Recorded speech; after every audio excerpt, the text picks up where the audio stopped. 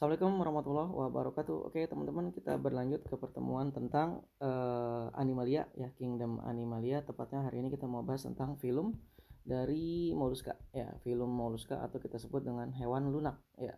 Oke. Nah, kita masuk langsung. Kalau ngomongin hewan lunak, kira-kira secara garis besar ini bagian-bagian dari tubuh si Mollusca ya. Jadi kalau kita lihat di sini bagian-bagian tubuhnya, yang pertama adalah kelihatan di sini dia punya yang namanya mantel ya kan. Bagian yang biasanya nanti akan membentuk cangkang. Ada sel di sini ya, ada cangkang. Ini biasanya cangkang ini nanti akan dibentuk oleh si mantel gitu ya. Mantel, di bawah mantel kita akan menemukan massa visceral ya. Inilah alasan kenapa Mollusca disebut dengan hewan lunak, karena dia punya massa visceral yang isinya seluruh bagian tubuhnya yang lunak ya, gitu, yang dilindungi oleh mantel dan juga dilindungi oleh cangkang. Dan dia juga punya kaki. Nah gitu teman-teman. Nah, ini kebetulan yang saya kasih lihat di sini adalah salah satu kelompok moluska yang ada di kelas gastropoda. Ya, gastro artinya perut, poda artinya kaki, kaki perut. Jadi perutnya berfungsi sebagai kaki. Ya, oke. Ini contohnya kelompok apa nih? Contohnya kelompok bekicot ya kan, dan lain sebagainya. Oke, ini kelihatan di sini teman-teman, dia punya gigi ya, yang disebut dengan radula gitu. Ya, oke. Oke gitu ya teman-teman ya, saya ulang sedikit ya. Jadi disebut moluska karena dia punya massa visceral ya kan. Kalau dilihat dari komponen umum, secara umum bagian-bagian tubuh dari si moluska, yang pertama mantel, yang kedua adalah massa visceral, yang ketiga adalah kaki gitu. Oke gitu teman-teman, kita lanjut ke ciri-ciri dari umum si moluska. Oh ya, mungkin contohnya langsung aja ya. Ini mungkin contoh langsung dari moluska, ini dia contohnya. Ini yang paling atas, ini sotong ya. Sotong atau bahasa latinnya kita sebut dengan sepia. Ini cumi-cumi ya. Nah, ini cumi-cumi. Kelihatan di sini dia punya tentakel ya kan. Ini juga ada tentakelnya ya kan. Perbedaan cumi-cumi dengan sotong terlihat jelas ya. Oke. Jadi jangan menyamakan antara sotong dengan cumi-cumi. Yang berikutnya ini octopus atau gurita gitu. Nah, kita lanjut sekarang ke ciri-ciri umum dari si moluska. Oke. Yang pertama ya, ciri-cirinya yang pasti dia disebut dengan hewan lunak karena dia punya massa visceral seperti yang tadi kita bahas ya. Oke, kalau ngomongin ciri-ciri umumnya. Ya, oke. Ya, yang pertama dia disebut hewan lunak. Ya, ini ciri utamanya karena dia punya massa visceral. Yang tadi saya bilang, massa visceral ya. Yang berikutnya dia terdiri dari 3 bagian kalau secara garis besar tadi ya. Yang pertama itu mantel. Mantel, yang berikutnya adalah massa visceral, dan yang terakhir adalah kaki gitu. Ada 3 bagian ya. Yang berikutnya moluska ini mempunyai ciri dia triploblastik ya. Triploblastik, 3 lapis jaringan embrional. Jadi kalau triploblastik itu dia punya lapisan luar ya, ektoderm, dia punya lapisan tengah mesoderm, dan dia punya lapisan dalam namanya endoderm ya. Ya, triploblastik ini dia punya 3 lapis ya tadi ya. Ada ektoderm, lapisan paling luar yang nanti jadi kulit dan seterusnya kalau pada manusia ya. Ekto lapisan tengah, meso lapisan dalam, endoderm ya, endoderm. Nah, itu kira-kira. Triploblastik selomata ya, berongga sejati ya. Ya, jadi dia triploblastik, rongganya sejati gitu ya. Oke, kalau mau tahu lebih lanjut tentang triploblastik selomata, silahkan lihat di video saya sebelumnya tentang pengelompokan animalia. Kalau nggak salah di video pertama dan kedua ya, animalia 1 sama animalia 2. Silahkan lihat di situ, mungkin akan lebih jelas gitu ya. Oke, yang berikutnya dia simetrinya bilateral ya. Simetrinya bilateral karena dia hanya bisa dibelah dua ya.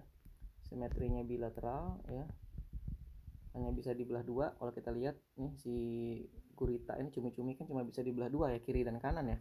Kalau kita gambarin ya, mungkin yang lupa pembahasannya, cumi-cumi misalnya ini cuma bisa dibelah begini ya.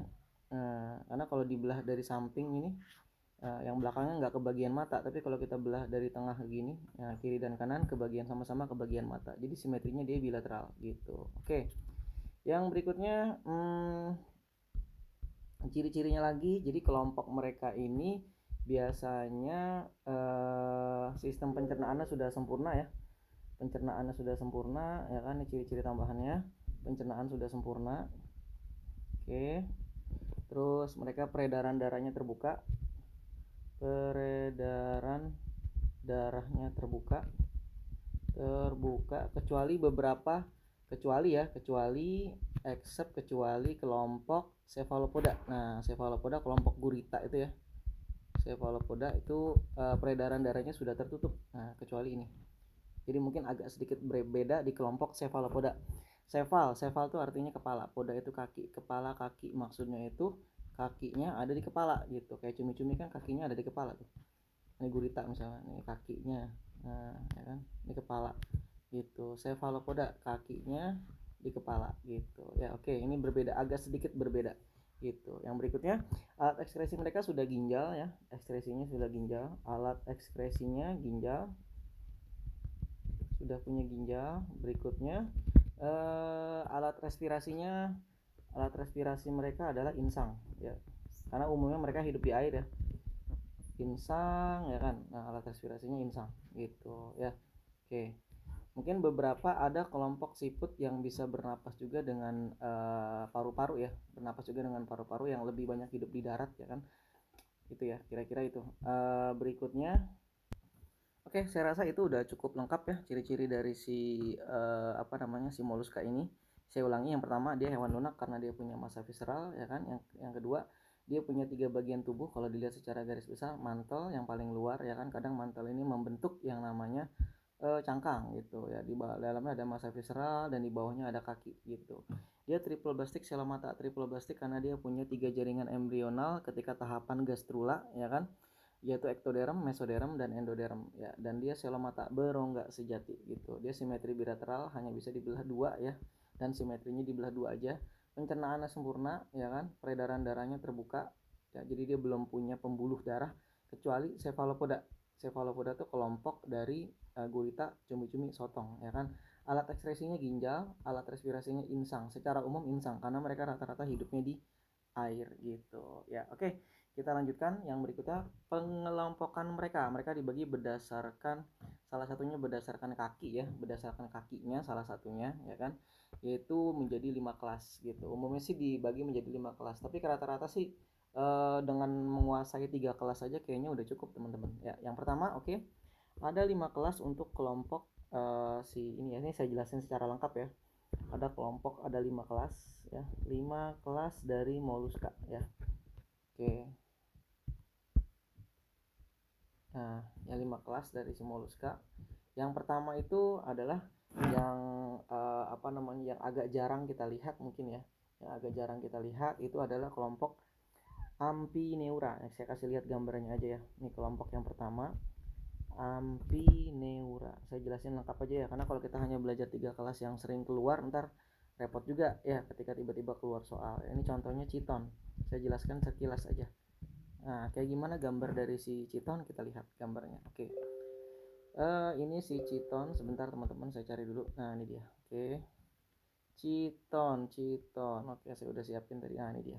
Jadi kalau teman-teman pernah lihat dia di laut ya kan, dia nempel di batu-batu biasanya kelihatan nih. Nah, ini dia chiton.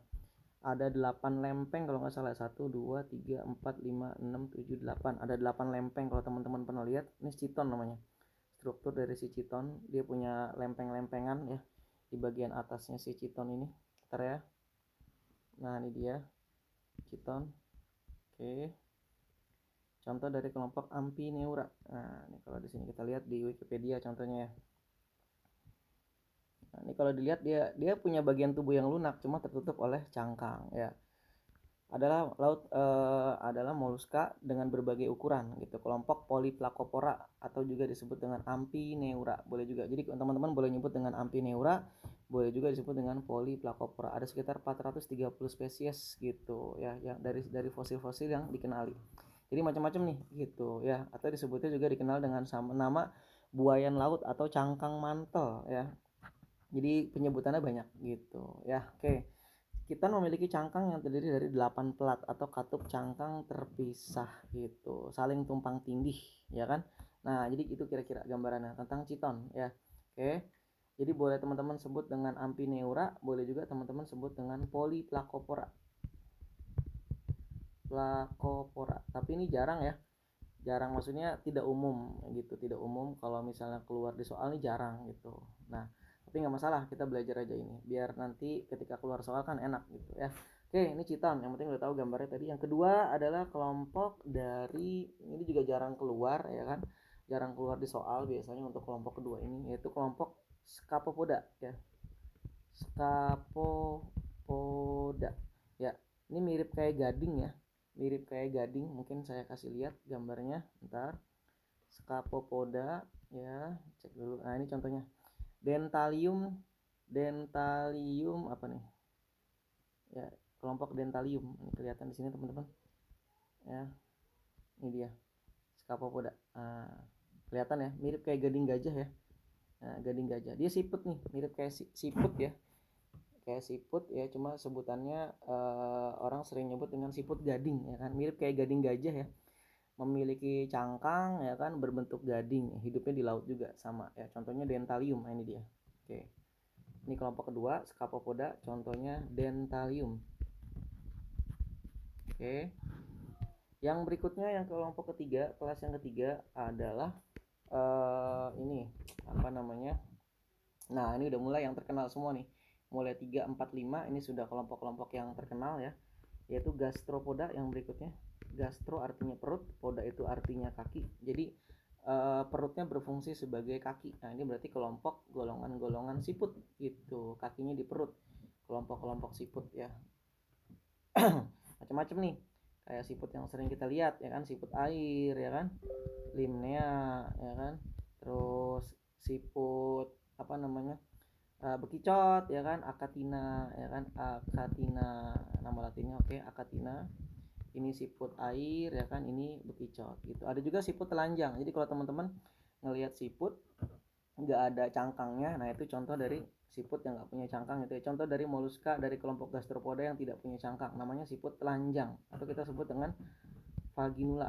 Nah, vaginula. Oke, kita lihat gambarnya sebentar. Vaginula. Oke, ini teman-teman, ini contoh dari siput telanjang ya. Jadi jangan sampai ketukar dengan lintah. Nah, lintah ya mirip banget kayak lintah emang ya. Cuma bedanya kalau lintah itu dia nggak ada matanya nanti. Nah, kalau siput itu kan ntar muncul kayak macam nah ini macam muncul kayak antena gitu ya. Nah, ini dia. Ini ciri khasnya, ada matanya. Nah, ini kalau kayak begini berarti siput telanjang bukan lintah. Ini beberapa kelompok dari siput telanjang ya. Derokeras, Milak, sama Vaginula. Nah itu, jadi gitu dia pengelompokan teman-teman ya. Jadi belum tentu ini lintah. Jadi kalau pengen tahu dia lintah atau enggak, tungguin aja. Kalau keluar mata ya kan, nongol gitu kayak antena, nah berarti itu siput bukan lintah. Oke, lanjut ya berikutnya. Jadi ini dari gastropoda ya, ini kelompok hewan yang berjalan dengan perut gitu ya. Oke, ini contoh lain dari gastropoda teman-teman. Ini bekicot ya, Achatina fulica yang sering kita lihat, bekicot atau keong racun ya sebutannya. Orang-orang di Jawa sering nyebut dengan sebutan keong racun. Nah ini matanya teman-teman. Ya, sebenarnya ini tentakelnya, ini tentakel ya, tentakel di ujungnya ada bintik mata gitu. Sebenarnya ada 4 tentakelnya atau 2 pasang. Yang dua di atas ini fungsinya buat penglihatan, yang di bawah ini buat penciuman sama peraba gitu. Jadi ada 2 pasang gitu ya. Kalau kita lihat bekicot ada 2 pasang tentakel yang fungsinya berbeda, tapi sama-sama untuk ya merespon terhadap lingkungan ya, untuk ngecek di lingkungan ada apa. Jadi alat reseptor intinya, seperti mata, kulit dan seterusnya gitu ya. Oke, ini kelihatan di sini teman-teman. Nah ini kelihatan di sini, ini ada 2 nih. Nah ini yang untuk yang bawah ini bukan mata, ini untuk penciuman dan untuk meraba ya kan. Ini udah kayak tangan kali ya, tapi yang atas ini buat penglihatan gitu. Kelihatan di sini ada 2 pasang. Oke. Nah yang berikutnya, oke, untuk gastropoda udah, yang berjalan hewan yang pengelompokannya tadi gastropoda, kaki, perut ya kan. Yang berikutnya yang keempat adalah film yang terkenal, film lagi, kelas yang terkenal juga yang keempat. Yang keempat itu kelompok Pelecypoda. Nah ini punya 3 nama nih. Peleci itu artinya pipih ya, pipih atau kapak ya. Sebutannya Pelecypoda. Dia juga punya sebutan lain ya kan, orang sering nyebut juga dengan bivalvia. Bi itu 2, valvia itu cangkangnya ada 2. Dia juga punya sebutan lain namanya lamellibranchiata. Lamellibranchiata ya. Jadi ada 3 sebutan ya. Yang pertama Pelecypoda karena kakinya pipih. Mungkin kalau teman-teman pernah ngeliat ya kan, Pelecypoda ini kelompok ini kerang ya. Nah, kerang mutiara, kerang hijau ini kan kadang muncul kayak lidah gitu ya. Nah ini sebenarnya kaki teman-teman, ini kaki ini sebenarnya. Nah makanya disebut dengan kaki pipih ya kan, Pelecypoda kaki pipih. Yang berikutnya bivalvia, bi itu 2 artinya Valvia tuh cangkangnya ada dua gitu kan. Kerang itu kan atas bawah ya. Kalau kita lihat mereka ditutupi oleh ada engselnya di tengah nih, ada engselnya, terus di bagian bawah juga ada. Nah tuh, jadi bivalvia cangkangnya ada dua, atas dan bawah. Mereka juga disebut dengan lameli branchiata. Lameli itu berlapis-lapis, branchia tuh insang. Mereka punya insang yang berlapis-lapis. Jadi ada 3 sebutan nih, saya ulang. Pertama Pelecypoda karena kakinya pipih, boleh juga disebut bivalvia, cangkangnya ada dua, ya kan. Yang berikutnya disebut juga dengan lameli branchiata. Lameli berlapis-lapis, branchia tuh insangnya berlapis-lapis gitu. Jadi sebutannya ada 3 gitu ya. Oke, ini contohnya ya kelompok-kelompok kerang-kerangan teman-teman. Ini kelompok-kelompok kerang-kerangan gitu ya, macam-macamnya banyak nih ya. Kayak misalnya kerang mutiara ya kan, kerang hijau ya kan, kerang hijau Mytilus ya yang terkenal tuh, Mytilus ya kan, ini kerang hijau ya kan. Ada juga apa namanya, Bucinus ya, Bucinus tuh remis ya, Bucinus ya kan. Yang berikutnya kerang mutiara juga terkenal ya, Pinctada ya, Maxima. Nah nih, ini kerang mutiara nih. Nah, jadi kelompok-kelompok ini memang hampir semua rata-rata kelompok-kelompok kerang-kerangan ini memang mereka bisa menghasilkan yang namanya mutiara. Sebenarnya mutiara itu adalah salah satu bentuk dari pertahanan tubuh mereka gitu. Jadi sistem imun mereka ya. Jadi ketika ada benda asing masuk ke dalam tubuh mereka, mereka akan ngeluarin cairan lendir yang akan menutup benda asing tadi. Nah, benda asing tadi itu bisa cacing, ya kan, bisa pasir, bisa batu, partikel dan lain sebagainya, akan dibungkus sehingga nanti tuh jadi mutiara mengeras gitu. Jadi kalau dilihat mereka nih kelompok Pelecypoda ini mereka punya lapisan yang menghasilkan mutiara, namanya lapisan nacreas. Oke, kita lihat lapisannya. Nah, ini dia teman-teman. Ini saya gambarin lapisannya. Ini yang paling atas ini lapisan cangkang ya, yang bawah ini mantel ya kalau kita lihat. Ini yang atas ini lapisan cangkangnya dari paling atas ya. Yang paling pinggir, paling luar namanya periostracum. Yang di bawahnya lapisannya agak tebal, lapisan prismatik ya kan. Prismatik itu kalau nggak salah dari kapur ya. Periostracum kalau nggak salah dari kitin ya. Periostracum, prismatik, itu lapisan nacreas. Nah, lapisan nacreas inilah teman-teman yang nanti bisa ngasilin mutiara. Di bawah lapisan nacreas nih ada apa nih? Jaringan paling luarnya ya. Dari nacreas tadi ini yang ngasilin mutiara. Jadi nanti di bawahnya ada mantel. Nah, cangkang terus mantel. Jadi nanti ketika ada benda nyelip di antara lapisan nacreas dengan mantel, maka benda itu akan dibungkus, akan dilapisin oleh lendir-lendir yang dihasilkan oleh sel penghasil gitu. Jadi sebenarnya mutiara itu ya kita bisa membuat mutiara secara buatan teman-teman. Kan banyak tuh mutiara memang bisa dibuat secara buatan dengan cara menyisipkan sesuatu di antara mantel dengan cangkang dengan lapisan nacreas, maka nanti pasir atau apapun yang kita masukkan akan menjadi mutiara gitu. Makanya ada petani-petani mutiara ya, petani-petani kerang mutiara tuh mereka ngelakuinnya dengan cara itu gitu. Oke, lanjut yang berikutnya. Yang berikutnya adalah yang keempat udah. Sekarang yang terakhir yaitu film lagi, kelas yang paling terakhir dari kelompok dari kelompok moluska, yaitu kelompok cephalopoda, kelas yang paling terakhir ya. Kalau dilihat dari tingkatan evolusinya, ini yang paling modern ya. Jadi strukturnya lebih kompleks gitu. Yang kelima cephalopoda. Cephal artinya kepala ya, poda itu kaki. Cephalopoda ya. Jadi kakinya ada di kepala gitu, kayak cumi-cumi, gurita dan lain sebagainya gitu ya. Oke. Ini kakinya di kepala, contohnya macam-macam nih. Contohnya macam-macam ya. Ada yang bercangkang di dalam, ada juga yang cangkangnya di luar gitu. Yang cangkangnya di dalam contohnya cumi-cumi, loligo. Mungkin kalau teman-teman pernah memakan cumi-cumi ya kan, di dalamnya kan ada cangkang ya. Nah, ada cangkang. Oke, cumi-cumi kita lihat ya. Kalau teman-teman ngelihat loligo, bentar, ini dia. Kalau teman-teman makan loligo nih kelihatan di dalamnya ada cangkang. Nah, ini loligo ya, ini cumi-cumi. Di dalamnya nanti ada sisa kayak apa sih namanya, kayak plastik ya. Nah, itulah cangkangnya. Gitu. Ketika teman-teman makan sotong kan di dalamnya juga kayak ada cangkang gitu ya. Nah, itulah tulangnya. Jadi untuk kelompok cumi-cumi, kelompok Sevia atau sotong dan cumi-cumi ini, mereka mempunyai cangkang di dalam, endoskeleton. Nah, untuk gurita nggak ada. Nah, gurita tanpa tulang gitu. Tapi ada juga kelompok mereka yang punya cangkang di luar. Apa tuh contohnya? Contohnya Nautilus, teman-teman. Jadi kalau teman-teman pernah tahu ya, Nautilus itu salah satu kelompok dari cephalopoda yang cangkangnya ada di luar gitu. Nah, kelihatan nih Nautilus ya. Cangkangnya ada di luar nih dia. Ini Nautilus ya, cephalopoda yang cangkangnya ada di luar. Gitu. Dia punya exoskeleton ya. Oke, nah itu dia Nautilus. Oke. Loligo ini cangkangnya ada di dalam ya. Loligo ini cumi-cumi. Yang kedua adalah Sevia. Sevia sotong ya kan, cangkangnya ada di dalam juga sama. Yang berikutnya ada Nautilus ya. Nautilus yang cangkangnya ada di luar, exoskeleton. Saya ulang, Loligo dia punya cangkang di dalam, endoskeleton. Sevia juga cangkangnya di dalam, endoskeleton. Endo itu di dalam, skeleton itu tulang atau rangka. Nautilus cangkangnya ada di luar, exoskeleton. Nah, untuk yang cumi-cumi, octopus dia nggak punya cangkang gitu ya. Mereka punya tentakel ya di luar ya, kelihatan. Mereka punya tentakel di luar, fungsinya untuk menangkap mangsa gitu. Untuk kelompok octopus bahkan ini untuk tentakelnya dia punya alat penghisap gitu ya.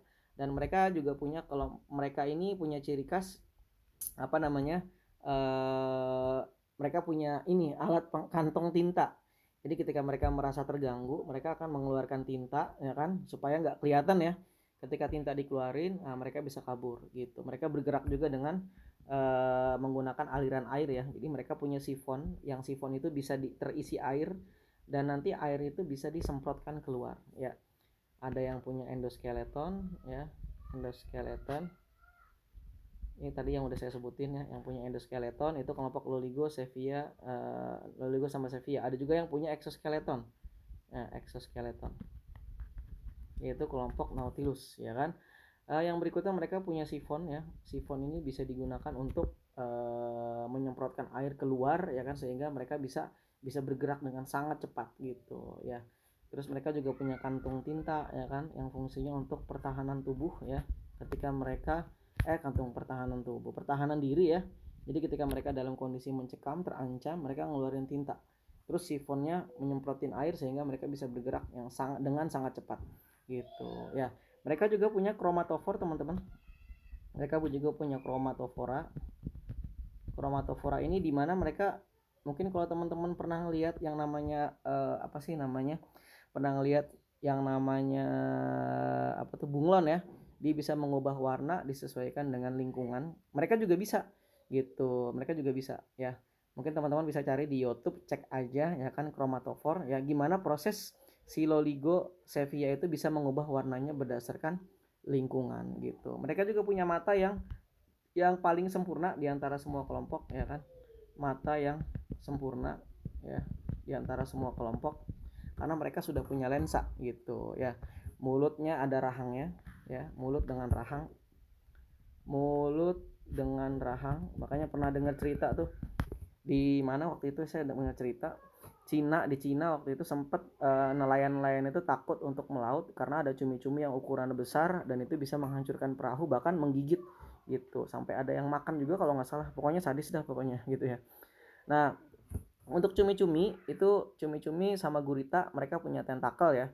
Cuma bedanya kalau cumi-cumi itu biasanya tentakelnya tuh ada 10 ya. Cumi-cumi tentakelnya 10. Cuma mungkin ini beda spesies, beda lagi ya. Cuma umumnya cumi-cumi itu punya tentakel 10 gitu. Yang 2 panjang, yang 8 pendek.